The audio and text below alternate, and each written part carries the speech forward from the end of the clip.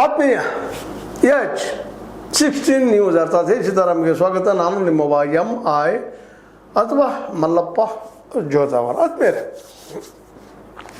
ಉಲ್ಟಾ ಹೊಡೆದ ನಮ್ಮ ಚೆನ್ನೈನ ಮಾತಿಗೆ ವಿಶೇಷವಾಗಿ ಭಾಳಷ್ಟು ಮಹತ್ವ ಕೊಡ್ತಾ ಇದ್ದೇವೆ ಅಂತ ಅನ್ನಿಸ್ತದೆ. ನಮ್ಮ ಈ ಒಂದು ಗೋಧಿ ಮೀಡಿಯಾ ಅಂತಿರೋ ಅಥವಾ ಒಂದಿಷ್ಟು ಪೇಯ್ಡ್ ಮೀಡಿಯಾ ಅಂತಿರೋ ಹೆಚ್ಚು ಆಸಕ್ತಿ ತೊಗೊಂಡು ಹೇಳ್ತಾ ಇದ್ದಾರೆ. ಅದು ನಿಜ ಇರಲಿ, ಆದರೆ ಭಾಳಷ್ಟು ಪ್ರಚಾರ ಮಾಡ್ತಾ ಇದ್ದಾರೆ. ಆದರೆ ಇದನ್ನು ಸೌಜನ್ಯ ಕೇಸನ್ನು ಮರು ತನಿಖೆಗೆ ಮಾಡಲಿ ಅಂದಾಗ ಅದ್ರ ಬಗ್ಗೆ ಯಾಕೆ ಅಷ್ಟೊಂದು ಚರ್ಚೆ ಆಗಲಿಲ್ಲ ಅಂಥೇಳಿ ಸಹಜ ಯೂಟ್ಯೂಬರ್ಸು ಹೋರಾಟಗಾರರು ಪ್ರಶ್ನೆ ಮಾಡ್ತಾ ಇದ್ದಾರೆ. ಅಂದ್ರೆ ಆದಷ್ಟು ಇವೆಲ್ಲ ನಡೆದಂಥ ಘಟನೆಗಳನ್ನು ಮುಚ್ಚಾಕುವಲ್ಲೇ ಒಂದು ಯಾವುದೋ ದೊಡ್ಡ ಷಡ್ಯಂತ್ರ ನಡೆದಿದೆ ಅಂತ ಅವ್ರಿಗೆ ಆರೋಪ ಮಾಡ್ತಾ ಇದ್ದಾರೆ. ಇದು ಒಂದು ಷಡ್ಯಂತ್ರ ಅಂತೇಳಿ.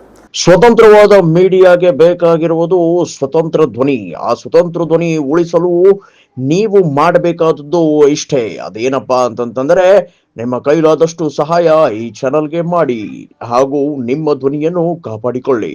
ಹೋರಾಟಗಾರರು ಯಾಕಂದ್ರೆ ಮಟ್ಟನವರಾಗಿರ್ಬೋದು, ಜಮರೋಡಿ ಅವರಾಗಿರ್ಬೋದು, ನಾವು ಅದರಲ್ಲಿ ಇಲ್ಲದವ್ರಿ, ನಾವು ನ್ಯಾಯ ಬೇಕು, ನಮಗೆ ಸತ್ಯ ಬೇಕು ಅಂತ ಕೇಳಿಕ್ಕೆ ಹೋದಾಗ ನಮ್ಮನ್ನು ಅದರಲ್ಲಿ ಅಪರಾಧ ಅನ್ನೋ ರೀತಿಯಲ್ಲಿ ಅದರ ವರ್ಣನೆ ಮಾಡ್ತಾ ಇದ್ದಾರೆ, ವಿವರಿಸ್ತಾ ಇದ್ದಾರೆ. ಇದು ತಪ್ಪು ಅಂತೇಳಿ ಇಲ್ಲಿ ಕೆಲವೊಂದಿಷ್ಟು ಹೋರಾಟಗಾರರು ಹೇಳ್ತಾ ಇದ್ದಾರೆ. ಅದರಲ್ಲಿ ಪ್ರಕಾಶ್ ರೈ ಅವರ ಬೆಂಬಲಿಗರು ವಿಶೇಷವಾಗಿ ಮತ್ತು ಅದು ಸತ್ಯನ ಉಣಿಸ್ತದ.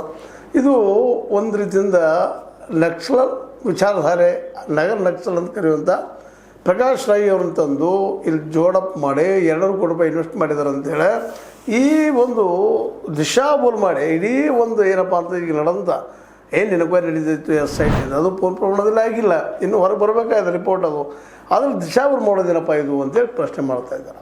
ಇದ್ರು ಯಾಕೆ ಪ್ರಶ್ನೆ ಮಾಡ್ತಾ ಇದ್ದಾರೆ ಅಂದರೆ, ಹೌದಪ್ಪ ಇದು ಈ ಕೇಸನ್ನು ಸೌಜನ್ಯ ಕೇಸ್ ಆಗಿರ್ಬೋದು, ಅದರ ಹಿಂದಂಥ ಅನೇಕ ಕೇಸ್ಗಳಾಗಿರ್ಬೋದು, ಆನೆ ಮಾವತದಿಂದ ಆಯಿತು, ಅವ್ರ ಸಹೋದರಿದಾಯಿತು, ಇನ್ನುಳಿದವ್ರದ್ದಾಯಿತು, ಆಲ್ರೆಡಿ ಇತಿಹಾಸದಲ್ಲೇ ವೇದವಲ್ಲಿ ನಿಮ್ಗೆ ಗೊತ್ತಿದೆ, ಪದ್ಮನಾಥ ಅವ್ರ ಬಗ್ಗೆ ಗೊತ್ತದ, ನಾವೆಲ್ಲ ಈಗಾಗಲೇ ಇತಿಹಾಸ ಗರ್ಭದಲ್ಲಿ ಸೇರಿಸಿಬಿಟ್ಟಿದ್ದಾರೆ. ಇದು ಸೌಜನ್ಯ ಕೇಸನ್ನು ಮುಚ್ಚಿ ಹಾಕಿದ್ದಂತೆ ಆದಂಗೆ ಆಗ್ಯದ.